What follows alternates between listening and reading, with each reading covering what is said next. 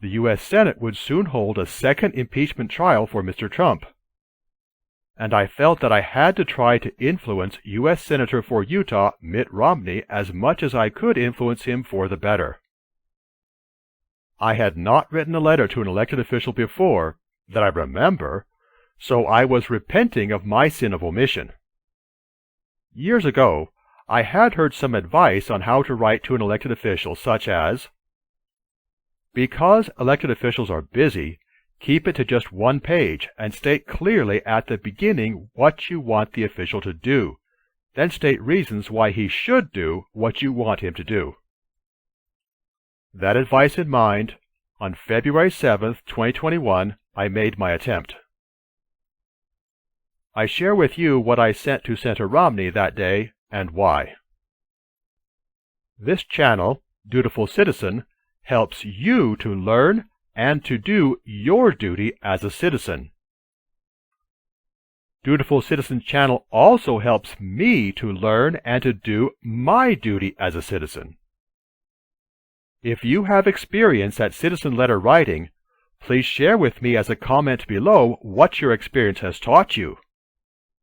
You may disagree with the stand that I take on this impeachment trial, but for now, will you please focus more on what I wrote February 7, 2021 to Mitt Romney as an example of a citizen writing to someone who represents that citizen. What can you learn from this example that you can apply to the next letter that you write to someone who represents you? Please reply with a comment below this video. When words appear on screen hereafter with no bullets or columns and no images or graphics, I am quoting those words from a letter that I wrote to Senator Mitt Romney February 7, 2021, and then submitted to his website. Thus, if there are only words on screen, the word "you" refers to Romney. Senate Romney. Oops! I meant to write Senator Romney, but the letter has already been sent, so I cannot fix this mistake. I literally made a mistake on the very first word. Will you please vote to acquit former President Trump in the 2021 impeachment trial?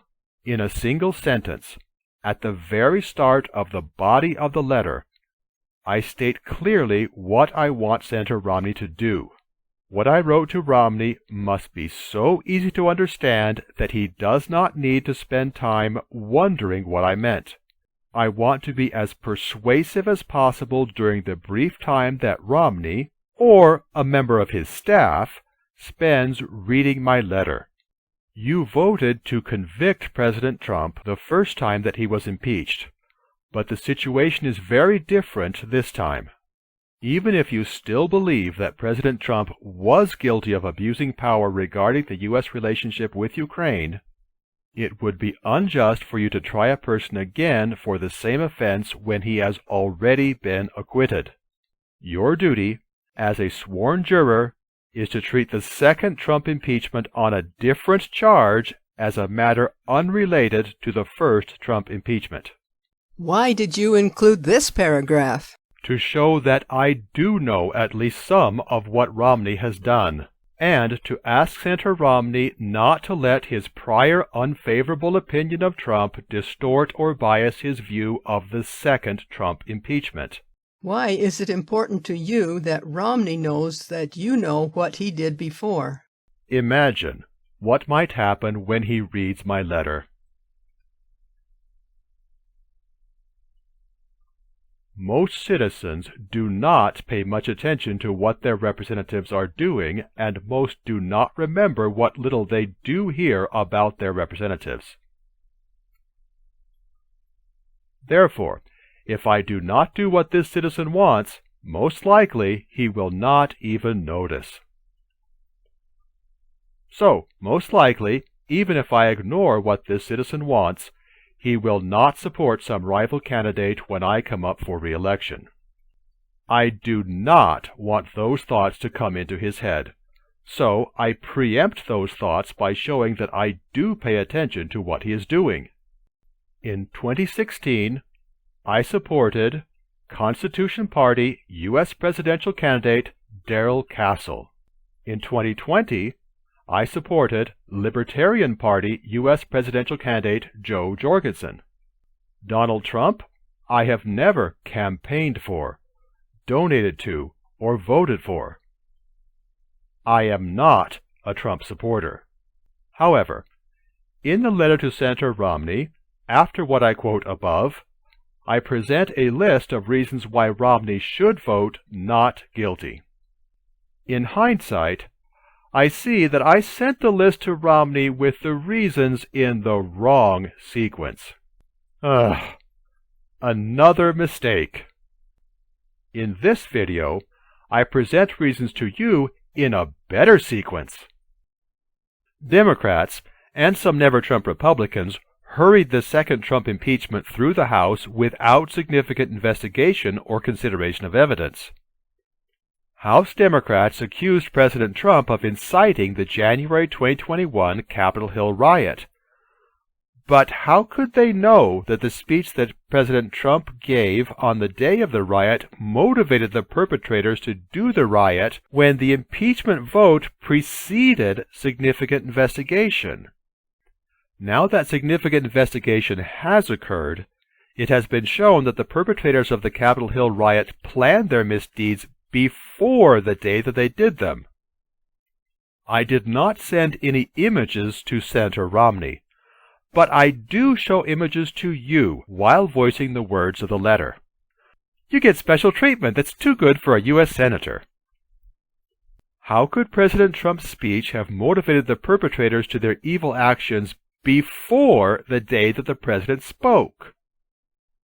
Now that significant investigation has occurred, it has been shown that the attack on the Capitol building began before President Trump had finished speaking and before anyone who heard him speak could have traveled to the Capitol building. Furthermore, now that significant investigation has occurred, it has been shown that the Capitol Hill riot was largely perpetrated by Antifa and BLM thugs rather than by Trump supporters or followers. Why would President Trump's words have any motivational effect on people who did not support or follow the president? During 2020, there were many riots in many cities perpetrated by Antifa and BLM, including Los Angeles, Portland, Seattle. Various Democratic politicians spoke favorably of those incidents and the perpetrators, but other prominent Democratic politicians and the establishment media never uttered a peep of complaint. In contrast, when President Trump said something that, at least if taken out of context, might be thought to encourage a riot in January 2021, the same Democratic politicians and establishment media promptly hurled the charge of incitement and rushed to an impeachment vote. The double standard here is obvious to all citizens other than highly partisan Democrats or never-Trump Republicans. If the purpose for the second Trump impeachment is to prevent him from being a candidate for public office again in the future, then that is an anti-Republican, anti-democratic purpose. If tens of millions of U.S. citizens wish to vote Mr. Trump back into the White House in 2024, how can you justly forbid them from voting for such hypothetical candidate Trump? Who should choose the president who gets elected in 2024?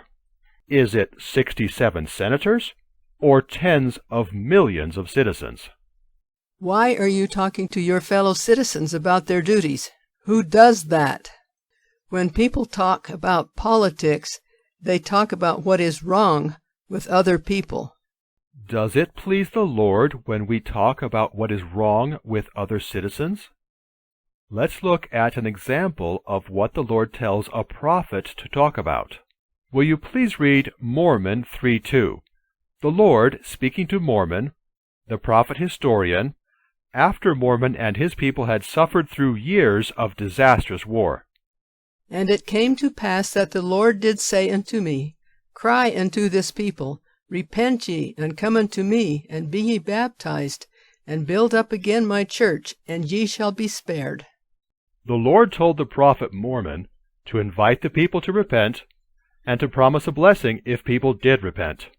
Mormon was not told to criticize one group of people when talking to another group of people.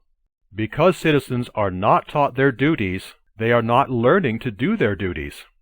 Because citizens are not learning their duties, they are not doing their duties. Because citizens are not doing their duties, they are not receiving the blessings that they could receive. This is a solvable problem. We ask God to teach our people their civic duties, and we help Him accomplish this however we can. In this previous video, or episode, to which I provide a link in the description below, I told you that I would show you how to do your duty as a citizen so that you can more easily take action rather than feel guilty for not taking action.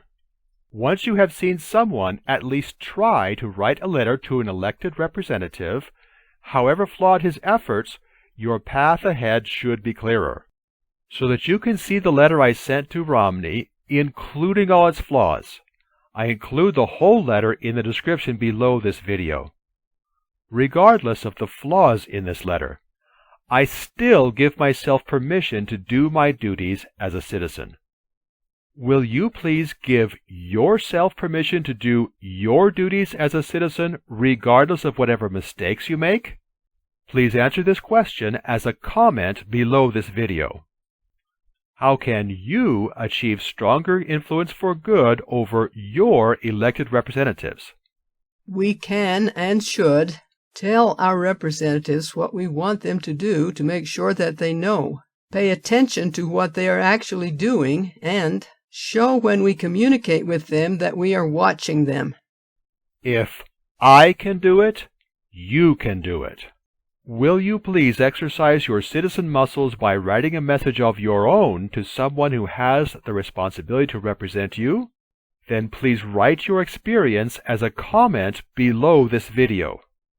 This has been Dutiful Citizen Channel, Episode 4, Senator Mitt Romney Letter.